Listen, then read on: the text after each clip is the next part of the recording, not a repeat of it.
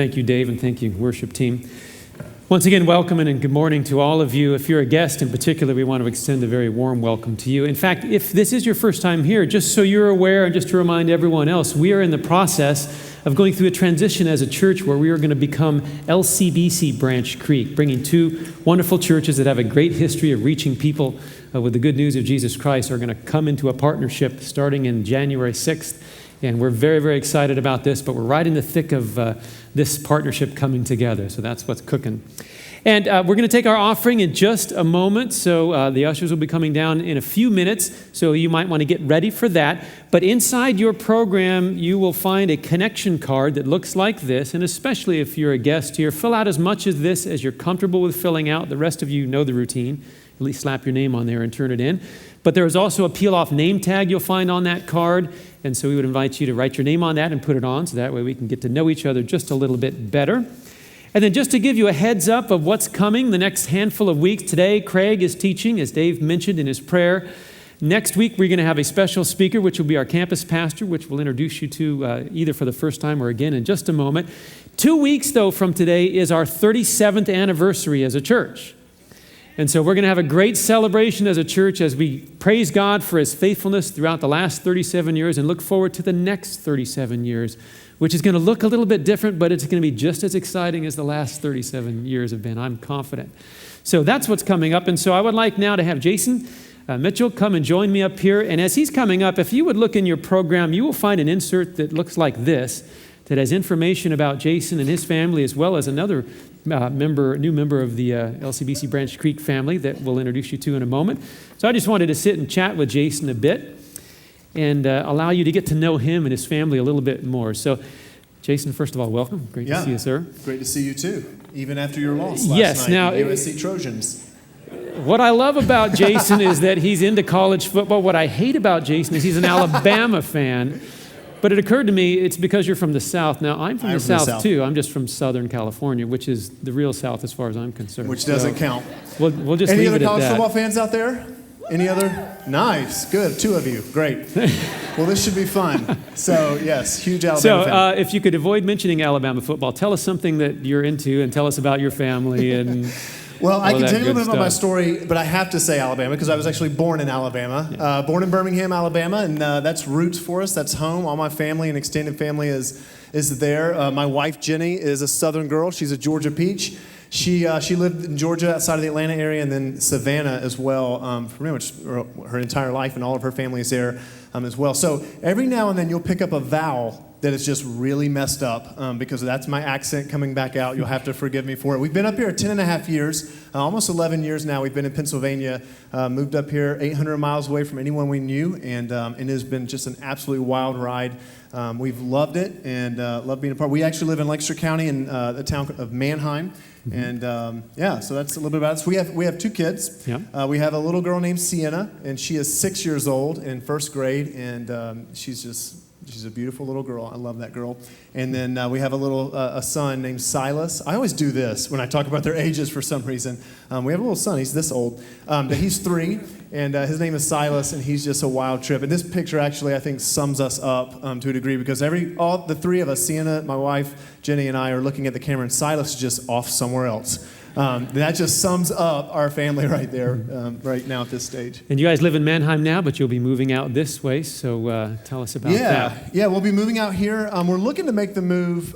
We would love for Sienna to be able to finish out her semester at the school that she's currently at, which means we'll be moving at quite possibly the worst time in the year to move, which would be between Christmas and New Year's or sometime around then. But we're looking to make a move out here then, and our family is just really, really excited about that. We obviously don't want to make the commute every single day and every weekend, but we're excited to get out here. My wife, Jenny, was even just a couple of weeks ago, she just said, I wish we could move tomorrow. But that's just how we feel about this church. That's how we feel about you. That's how we feel about this area. We're just ready to get out here and begin getting to know you better and what God's doing here. So, great. Yep. And as campus pastor, you'll be busy doing what for the next couple of months during this time of transition? Yeah, during the next couple of months, really, job number one is to get this campus, get this church ready for our launch on January 6th. And so we've got a lot of work to do. I'll be doing a lot of behind-the-scenes work, really, over the next several weeks. One public thing, I'll be speaking here next weekend, and I cannot wait for that. But I won't be in a lot of public roles. I'll be doing a lot of meetings with people. I'd love to get to know you, love to talk with you. And so one of my main jobs over the next several weeks, and really my main job here, is to lead this campus, to lead this church, and to ensure that we are moving forward in the mission and vision that God has given us to move forward in. And so really, over the next several weeks, I will really just be trying to model and live out and communicate as clearly and with as much passion and articulation as I can the vision and mission that God has called us to be a part of here, and really to model that, to model our values, and to begin to build teams here for January 6th. Great. And another important piece of the staff puzzle is here this morning as well. So absolutely. So Phil wants to come on up. I think in your insert, you actually have, it's two-sided. And so on the other side of that, you might have seen the one for our family. On the other side is Phil and Rochelle Schwartz. And I'll let Phil tell you a little bit about his family. But Phil is going to be joining the team as our worship leader here at this campus. And one of the things that we've found to be true is that every campus just really needs a solid worship leader who really understands, who has a history with LCBC, who kind of knows where we are as a church, where we've been as a church, and where we're going. And so Phil fits that to a T. He is an incredible and exceptional musician. He's just great at what he does. But beyond that, he's just an incredible man of God, and his family. You're just going to love getting to know them. And so Phil has been leading at our Harrisburg campus. He was actually there he's been there all 5 years. He actually was part of launching the Harrisburg campus and has been leading worship there for the last 5 years. But I'll let Phil tell you a little bit more about him. There you go. Well, we are, my wife Rochelle and I are just so excited to be here and just humbled by the opportunity to join you guys. I've loved worshiping with you even this morning so far. I actually grew up in Pennsylvania. Met my wife at school in Dallas, Texas, and she's a pure Texan at heart, but loves it up here.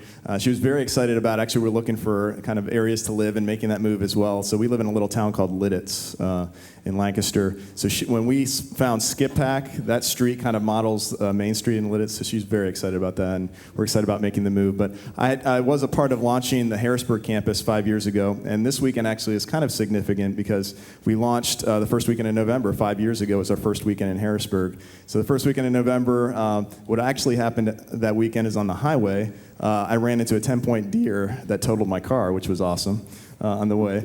So this morning my wife was spotting for deer while we were driving out here, but I very much enjoyed worshiping with you this morning, excited about the future, and very, very humbled just to serve beside you in that. So. And one of the things just one last thing, Dave, before we hand it off here, that I just want to say, I was thinking about a couple of conversations I had last weekend when I was here. There were two teary-eyed conversations that I would love to just tell you about real quick.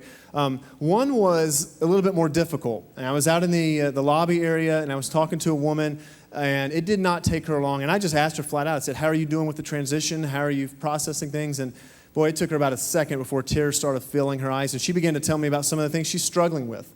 And what I want you to know is that we understand that for some of you, this is not an easy transition, and that is okay.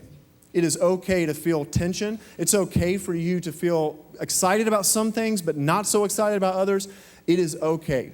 And we can handle that, and we invite that. And one of the things that I've come to learn along the way is that churches, in particular, people who are involved in churches, one of the things we've lost is the art of disagreeing well.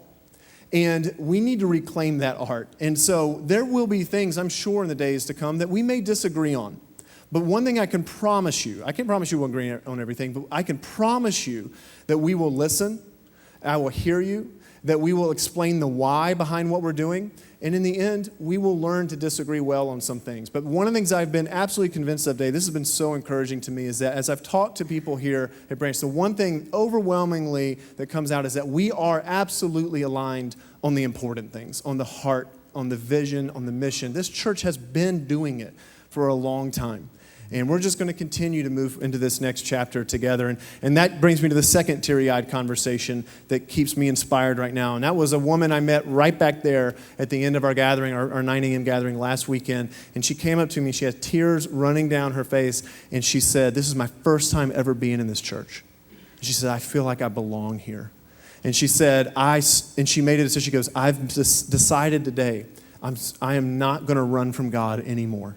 And guess what? By the way, I just saw her again out in the lobby a couple of minutes ago with people she brought with her this week. And so that's driving me, as much as some of those awkward, that's worth clapping for, because as much as those awkward conversations and the tense conversations, those are awkward. But man, we've also got great things happening. So let's just live in that tension together. I'll live in it with you, and Phil will too, and I promise you that. So, yep. Thanks, both of you guys. It's been wonderful to get to know them a little bit. They're wonderful guys. I'm looking forward to getting to know them even better in the coming months here.